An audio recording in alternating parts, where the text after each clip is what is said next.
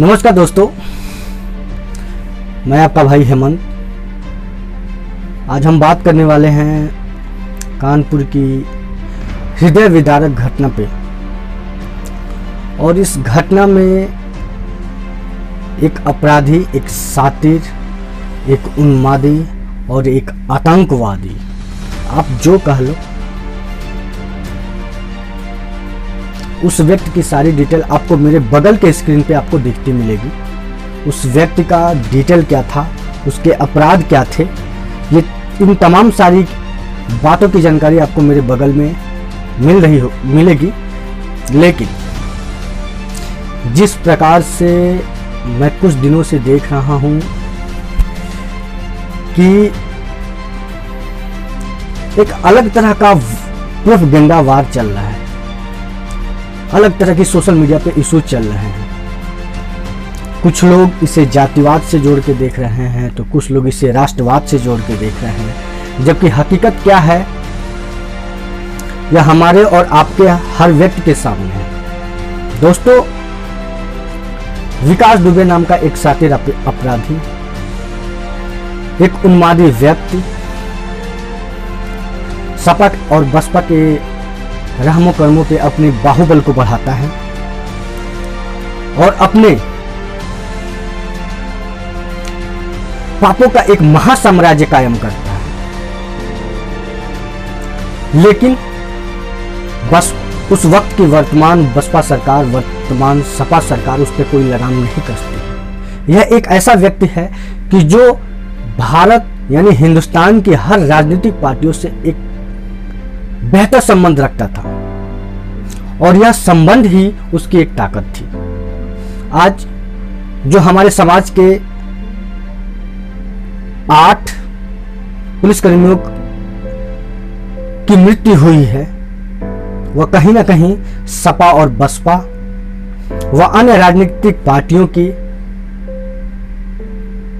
प्रोत्साहन का ही फल है।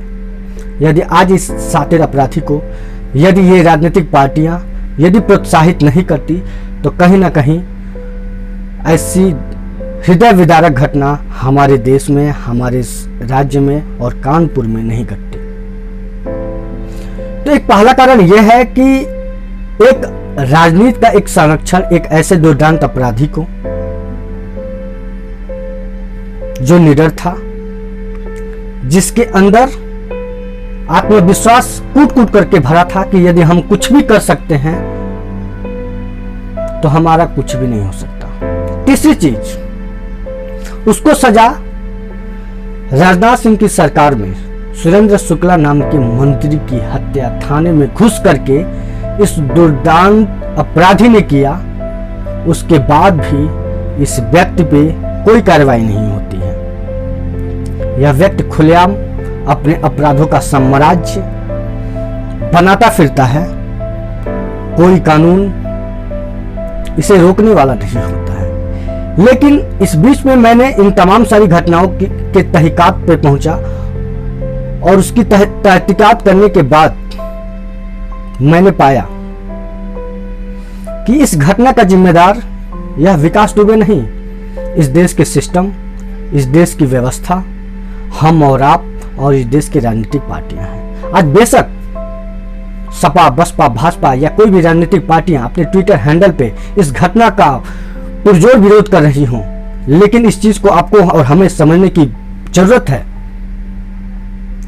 कि ऐसे दुर्दांत अपराधी को बढ़ावा देने के काम, सत्ता में काबिज रहने के लिए यही राजनीतिक पार्टियां ऐसे बाहुबली नेताओं को, बाहुबली व्यक्तियों को संरक्षण देती हैं और अपराध, अत्यधिक अपराध करने के लिए प्रोत्साहित करती हैं। आज जो भी घटना हुई, कितने मां ने अपने बेटे को खोया, कितने बहन ने अपने भाई को खोया, कितने मांग के सिंदूर को खत्म किया गया, यह हम और आप सभी जानते हैं। लेकिन अभी अभी मुझे यह भी खबर मिली है कि जो घायल शहीद पुलिसकर्मियों की संख्या थी वो 8 थी, लेकिन अभी कुछ देर पहले ये भी मुझे खबर मिली है कि ये संख्या बढ़ करके 2 और जो गंभीर हालात में इस घटना में शामिल थे, हमारे जाबाज पुलिसकर्मी 2 और शहीद हो चुके हैं। कहीं ना कहीं ये हमारे लिए बहुत ही हृदय विदारक घटना है। लेकिन दोस्तों, मैं आप सभी से एक चीज की आशा रखता हूं कि आप कभी भी किसी भी राजनीतिक पार्टी के बहकाव में ना आए। अपना व्यक्तिगत विचार, अपनी व्यक्तिगत ओपिनियन हमेशा अपने भाइयों के सामने, अपने लोगों के सामने, अपने समाज के सामने रखने की कोशिश करें। सही होगा तो समाज आपको एक सही राह देगा, गलत होगा समाज उस पर भी अपना विचार देगा। स्वयं आप अपना परीक्षण, अपना निरीक्षण, अपना आकलन, हर चीज कर सकते हैं। मैं भी एक ब्राह्मण हूँ और वो एक दुर्दांत अपराधी भी एक ब्राह्मण था। मुझे नहीं पता आप मुझे किस रूप में सुन रहे हैं, एक जातिवादी व्यक्ति के रूप में सुन रहे हैं, एक राष्ट्रवादी व्यक्ति के रूप में सुन रहे हैं, या एक सच्चे सामाजिक व्यक्ति के रूप में सुन रहे हैं, एक सच्चे हिंदुस्तानी के रूप में सुन रहे हैं। यह आपके ऊपर निर्भर करता है। लेकिन हाँ, मैं अपनी ओपिनियन आप सभी के सामने इसलिए रखता हूं, अपने व्यस्ततम समय में, अपने एक महत्वपूर्ण समय में आप सभी के सामने जुड़ना यह हमारा सौभाग्य, मैं अपने आप सौभाग्य समझता हूं। और मैं ये पूरी कोशिश करता हूं कि मैं अपनी ओपिनियन को और मैं अपने थॉट को, अपनी थिंकिंग को आपके सामने रखूं। अगर मेरे थॉट और मेरी थिंकिंग और मेरे विचारों में अगर किसी भी प्रकार की कोई कमी है तो वो आप लोगों से उस सीख को मैं ग्रहण करके उसे सुधार करने की कोशिश करता हूं। कुछ लोग ये सोचते हैं कि मैं किसी भी पोस्ट को करता हूं लेकिन कुछ देर के बाद उसको डिलीट कर देता हूं। क्यों? उसका भी एक व्यक्तिगत कारण यह है कि हमें उतना वक्त नहीं मिल पाता है कि हम हर व्यक्ति को जवाब दें, और मुझे उपहास पसंद भी नहीं। मैं कभी ये नहीं चाहता हूं कि मैं कभी एक ऐसे पोस्ट को करूं जिससे किसी भी व्यक्ति के दिलों को चोट पहुंचे। ये मेरी हमेशा से कोशिश रहती है। लेकिन जो गलत है उसका विरोध मैं किसी भी परिस्थिति में, किसी भी तरह के शासनकाल में मैं हमेशा करूंगा। आज भी करता हूं, हमेशा करूंगा। यही मेरी आदत है, यही मेरा नेचर है। हो सकता है कि कुछ मेरे प्यारे भाइयों को ये मेरी बातें पसंद ना आए, लेकिन हकीकत यही है। कुछ लोग आज जो घटना घटी है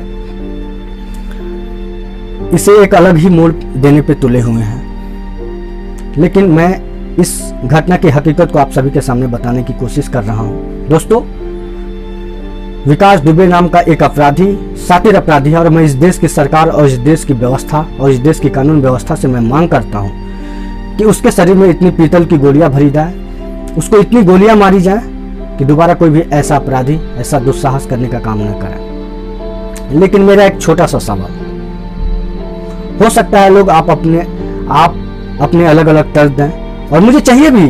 आपके तर्क से ही मेरे ज्ञान की वृद्धि होती है और आपके तर्क से ही मुझे एक प्रोत्साहन मिलता है, और मैं आप जानने की बिल्कुल मेरी चेष्टा है कि आप अपना तर्क क्या देना चाहते हैं। लेकिन मैं व्यक्तिगत अपना ओपिनियन आप सभी के सामने रखना चाहता हूं। यदि सही है तो भी आप हमें कमेंट बॉक्स में अपने विचारों को रख करके जरूर बताएं, गलत है तो भी आप हमारा मार्गदर्शन करें।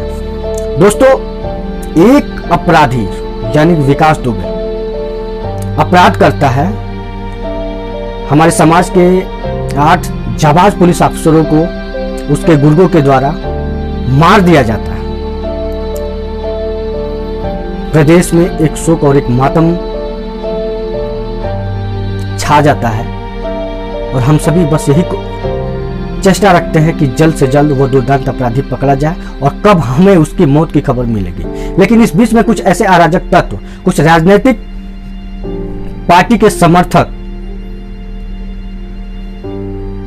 कुछ विपक्षी पार्टी के लोग एक ऐसे प्रोपेगेंडा को तैयार करते हैं जो हमें और आपको एक बांटने का काम करती है। पहला प्रोपेगेंडा क्या होता है?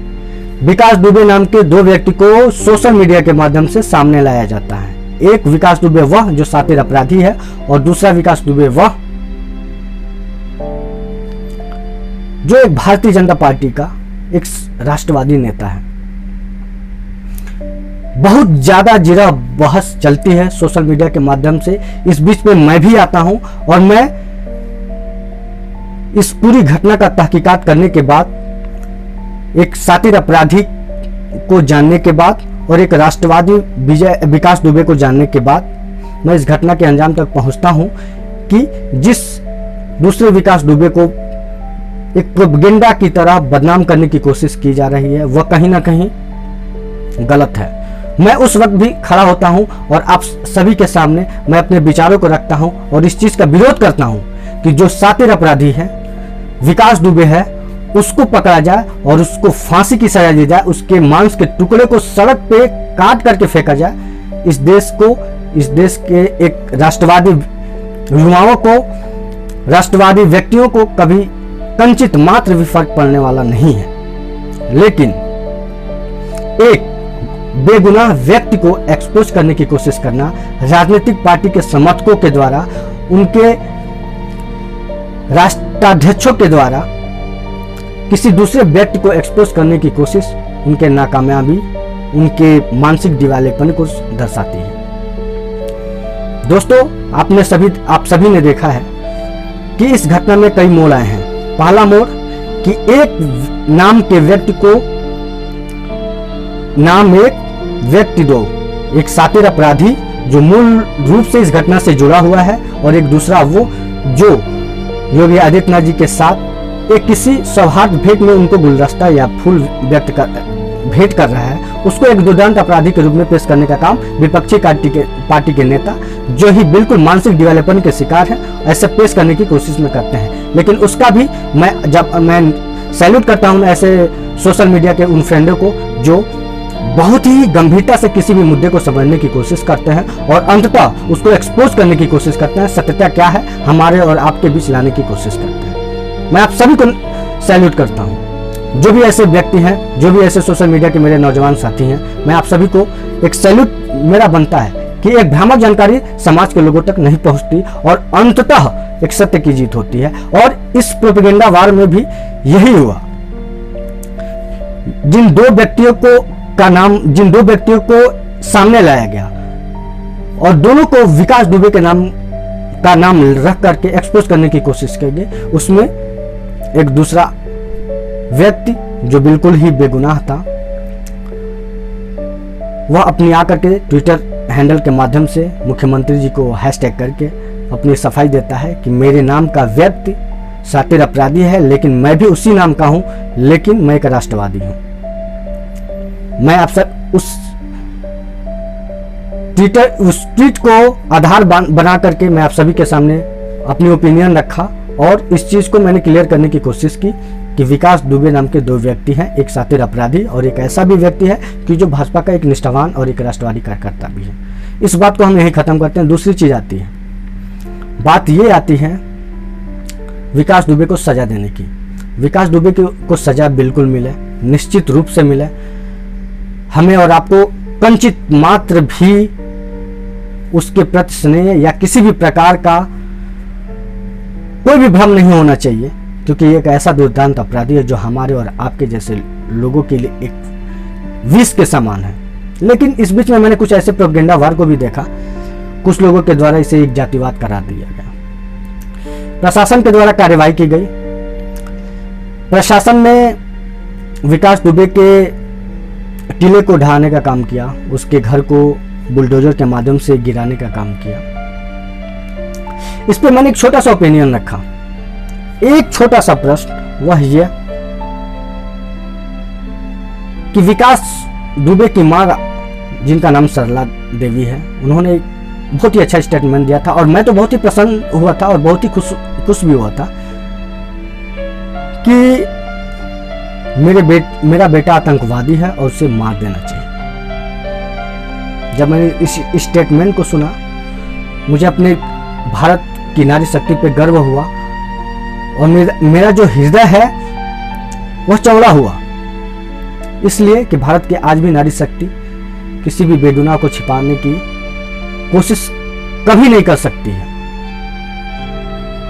उनके स्टेटमेंट सुनने के बाद इस प्रशासन के द्वारा कार्रवाई की जाती है, सकारात्मक कार्रवाई की जाती है। लेकिन बस एक छोटा सा प्रश्न क्या सही है क्या गलत है मैं इस चीज को नहीं जानता हूं, लेकिन आप सभी के माध्यम से ये जानने की कोशिश करता हूं। गुनहगार यदि विकास दुबे है, गुनहगार 8 शहीद पुलिसकर्मियों का हत्यारा यदि विकास दुबे है, तो उसको सजा मिलनी चाहिए, कठोर से कठोर सजा मिलनी चाहिए।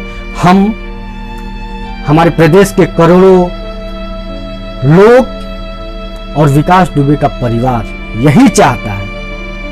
लेकिन एक सवाल यह भी खड़ा होता है कि जो परिवार यह चाहता है कि हाँ यह कानून विकास दुबे को एक आतंकवादी बना करके उसको शूट करे, उसको शूट एंड आउट का आर्डर दे, उसका एनकाउंटर करे, उस परिवार को बेघर कर देना कहां तक उचित है यह मुझे अभी तक समझ में नहीं आया है। और इसी चीज को जानने के लिए मैंने आप सभी के सामने यह वीडियो बनाने की कोशिश की है। अतः आप सभी से दोस्तों से निवेदन है कि जो भी मित्र ये समझते हैं कि एक राष्ट्रवादी और एक हिंदुत्व को समर्थन करने वाला, मतलब जो भी व्यक्ति ये मानते हैं, मैं किसी को जबरदस्ती मानने के लिए मजबूर नहीं करता हूं, लेकिन जो भी व्यक्ति मानते हैं अगर ऐसा वो समझते हैं तो कृपया जरूर अपनी राय दें कि क्या यह उचित है। कुछ लोग आजम खां, अतीक अहमद, मुख्तार जैसे तमाम लोगों के यूनिवर्सिटी एंड कॉलेजों को तोड़ने की उदाहरण दे रहे हैं, लेकिन मैं आपसे बताऊं आशियाने में और संस्थानों को तोड़ने में बड़ा फर्क होता है। आशियाना हमारे और आपके रहने का एक घर।